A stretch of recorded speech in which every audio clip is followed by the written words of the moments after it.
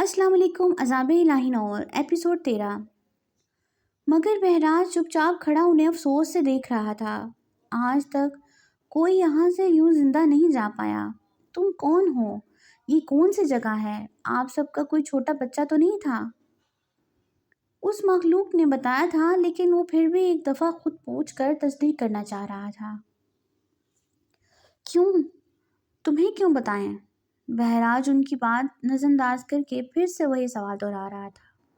उसे यकीन था वही जवाब मिलेगा, मगर फिर भी वो उस सवाल को दोहरा रहा था। मगर कोई भी जवाब नहीं दे रहा था। कम उम्र लड़की जिसका शोहर खूनी बला निगल चुकी थी, वो डर गई। उसके तसव्वुर में अपना 10 साला छोटा मासूम बच्चा आया, जो इस वक्त ना जाने कहाँ था, क्योंकि वो नहीं जानते थे कि वो इस वक्त कहाँ हैं। बहराज को जवाब ना मिला तो उसे गुस्सा आया। वो मुंह में कुछ बुड़बुड़ाने लगा और फूंक मारा। हाँ, एक छोटा बच्चा है मेरा। और बहराज का चेहरा सुर्ख हो गया। तुम बताते क्यों नहीं? कौन हो तुम? और हम यहाँ पे किस तरह हैं? क्या तुमने हम सबको किडनैप किया है? सब घबराए हुए और डरे हुए बहराज से पूछ रहे थे।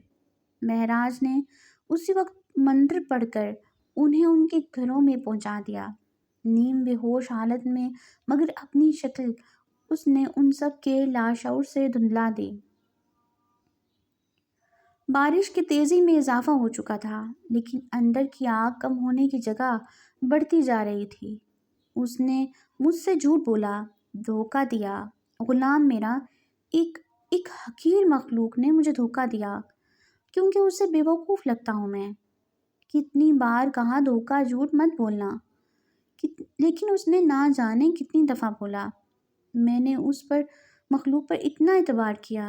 कितनी मुद्दत से वो मेरे पास है, मेरी मखलूक।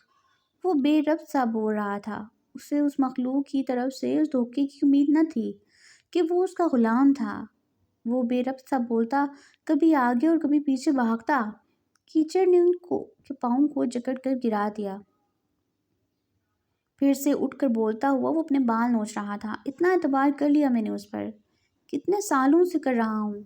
सबसे पहले मैंने उस मखलूक को अपना गुलाम किया था। वो गिरा और फिर उठकर बाल नोचने लगा। उसने कसम खाई और मैंने यकीन कर लिया उस पर। लानत हो मुझ पर। यहाँ जब जादू शुरू किया था तो यही सोचा था, अगर अगर किसी ने धोखा किया मेरे साथ तो लानत होगी मुझ पर, और हो गई। और उस हकीर मखलूक ने लानत की। मुझे मालूम ना हो सका। इतना एतबार कर लिया मैंने उस पर। वो चीख चीख कर बोल रहा था। आंसू तो ना थे, बस चीखना और वावेला, जिसका कोई गवाह ना था अल्लाह पाक के सिवा। और लानत तो तभी हो गई जब उसने अल्लाह हुज़ूर जल को छोड़कर शैतान की इबादत शुरू की। वो कीचड़ से लथपथ हो चुका, इसीलिए गुस्ल करने की गर्ज से अंदर चला गया।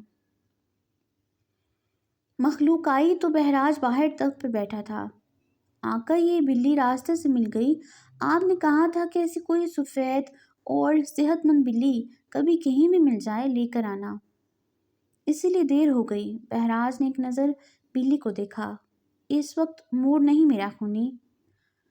खूनी कहना बस मखलूक को इत्मीनान के लिए था, क्योंकि वो जब भी खुश होता तो उसे खूनी ही पुकारता।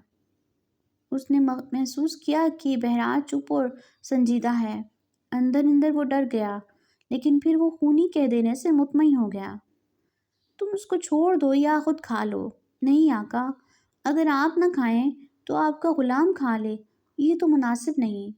मैं छोड़ देता हूँ। उसने बिल्ली को गायब करके पास पीपल के पेड़ के नीचे बेहोश रख दिया, ताकि मैं बाद में खा लूँगा। इतनी मुश्किल से सफ़ेद बिल्ली पकड़ी है और छोड़ दूँ, वह मखलूक सोच रही थी।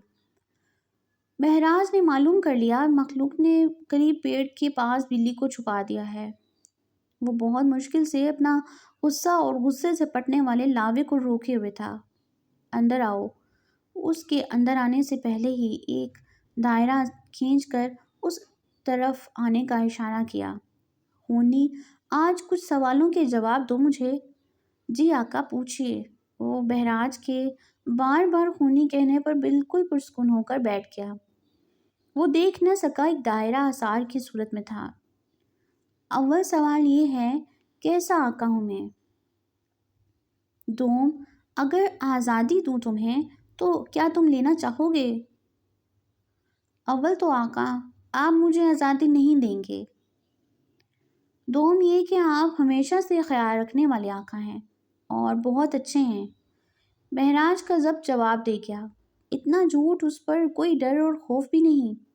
لاوا پھٹ پڑا، تمہاری دونوں باتیں ہی جھوٹی ہیں۔ اس سے پہلے کہ خونی بلا کچھ بول پاتی، بہراج کے ہاتھ میں تلوار آئی اور خونی بلا کا سر آدھا کاٹ گئی۔ زبیدہ بیگم نے نساء کو سمجھانے کی کوشش کی، مگر وہ کچھ سمجھنے کو تیار نہ تھی۔ اس کی آنکھوں پر بہراج نامی پٹی بندھی تھی، اور وہی حال نذیر صاحب کا بھی تھا، کیونکہ نساء کے دماغ پر بس ایک ہی بھوت سوار تھا، عیش، عشرت اور بہراج، جو ایک انسان نہیں شیطان بن چکا تھا۔ نذیر صاحب بہراج کی ہر وقت تعریفیں کرتے۔ زبیدہ بیگم نے نذیر صاحب کو سمجھانے کی کوشش کی، آپ کا یہ رویہ نساء کا ذہن خراب کر رہا ہے، قبل از وقت اس کو ایسی باتیں مت کریں، بعد میں پچھتاوا ہوگا۔ زبیدہ، تم غلط سوچ رہی ہو، ایسا کچھ بھی نہیں ہے جو بہراج میں غلط ہو۔ بہراج بہت اچھا بچہ ہے، برائی اور اچھائی سب میں ہوتی ہے، اور ایسی برائی بہراج میں نہیں کہ ہم اس کو اپنی بیٹی دینے سے ڈریں۔ تم بے فکر ہو جاؤ، میں اپنی بیٹی کے لیے کچھ بھی برا نہیں کروں گا، اور نہ ہی پچھتانا پڑے گا ہم دونوں کو۔ زبیدہ بیگم نے سر جھٹک دیا، ان کا دل پریشان تھا، بہت پریشان۔ وہ اپنی کیفیت سمجھ نہیں پا رہی تھیں، اور ان کے پاس کیفیت سمجھانے کو الفاظ تھے بھی نہیں، ہوتے بھی کس طرح؟ ایسا کچھ ثبوت زبیدہ بیگم کے پاس تھا ہی نہیں۔